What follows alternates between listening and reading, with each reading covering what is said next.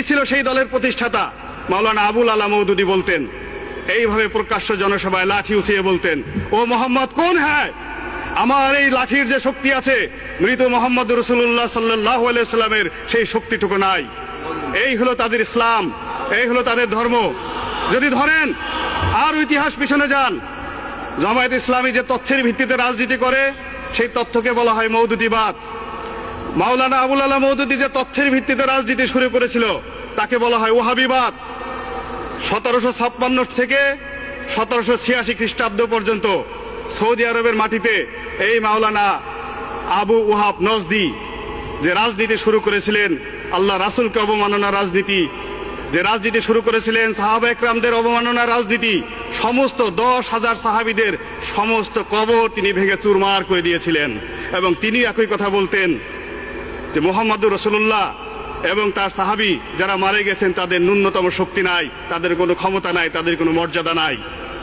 সেই রাজনীতি যদি এই জমিনে হয়, তাহলে বর্তমান প্রেক্ষাপটে মাননীয় স্পিকার, যদি এই দেশে জামায়াত ইসলামী আসে, এই দেশের শহীদ মিনার থাকবে না। স্পিকার, আমাকে 2-3 মিনিট সময় দিবেন। আপনি শুনেন, আপনার সময় আরো 5 মিনিট বৃদ্ধি করা হলো। মাননীয় স্পিকার, যদি জামায়াত ইসলামী এবং তার দোসরেরা এই দেশের রাষ্ট্র ক্ষমতায় পুনরায় আসে, কি হবে? তারা যা বিশ্বাস করে, এই দেশে হাইকোর্ট মাজার থাকবে না।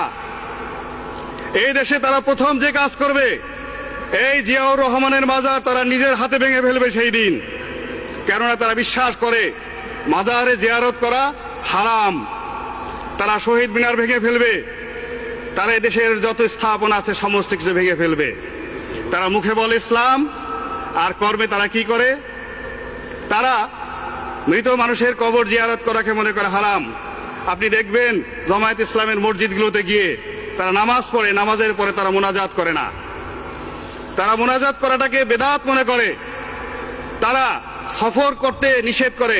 তারা এমনকি বাংলাদেশে যে দ্বিতীয় বৃহত্তম জামাত হয় তাবলিগ জামাত, এই তাবলিগ জামায়াতের, বিশ্ব তাবলিগ জামায়াতের জামাতটাকে তারা হারাম মনে করে এই জামায়াত ইসলামী। এইভাবে তারা ইসলামের নামে দেশ এবং জাতিকে বিভ্রান্ত করতেছে। তাদের সম্পর্কে আল্লাহ রাসূল কি বলতেন? একদিন আল্লাহ রাসূলের দরবারে বিভিন্ন এলাকা থেকে সাহাবীরা আসছেন এবং তিনি তাদের জন্য দোয়া করতেছেন, হে আল্লাহ, তুমি রহমত নাজিল করো মদিনার অধিবাসীদেরকে।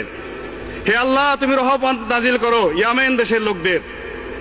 জনকে সাহাবে বললেন, ইয়া রাসূলুল্লাহ, আমি নজদ প্রদেশ থেকে এসেছি, আজকের সৌদি আরবের রাজধানী রিয়াদের কাছাকাছি, আমাদের এলাকার লোকজনের জন্য আপনি দোয়া করেন।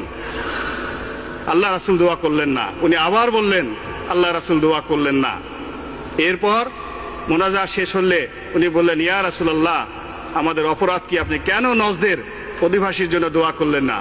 আল্লাহ রাসূল বললেন, তোমরা শুনে রাখো, ওই নজদ প্রদেশ থেকে এমন এক মানুষের উদ্ভব হবে যার উপাধি হবে শয়তানের শিং, এবং যার দ্বারা এই জমিন ইসলামের, নবুয়তের, খিলাফতের যে ক্ষতি হবে, এই ক্ষতি আর কোন সম্প্রদায় দ্বারা অতীতে কখনো হয় নাই।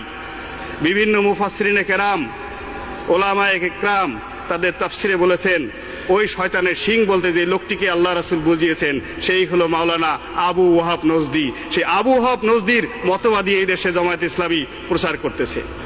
মাননীয় স্পিকার, এই যে তারা মুখে ধর্মের কথা বলে, কর্মে অধর্মের কাজ করে, তাদের যদি প্রতিষ্ঠার চিন্তা করেন 1941 সনে যখন এই ব্রিটিশ ভারতে এদেশের মুসলমানরা স্বাধিকার আন্দোলনের জন্য আন্দোলন করছে, তখন মাওলানা আবুল আলা মওদুদী, তার অন্যতম সহযোগী মাওলানা রশিদ আহমেদ গাঙ্গুলি, দেওবন্দ মাদ্রাসার শিক্ষক, এবং বেহেশতি জেওরের লেখক মাওলানা আশরাফ আলী খান থানভী, এরা একসাথে যুক্তি করে ব্রিটিশদের টাকা খেয়ে তারা তৎকালীন মুসলিম লীগের বিরুদ্ধে একটি বিকল্প শক্তি হিসেবে তারা রাজনীতি শুরু করেছিল।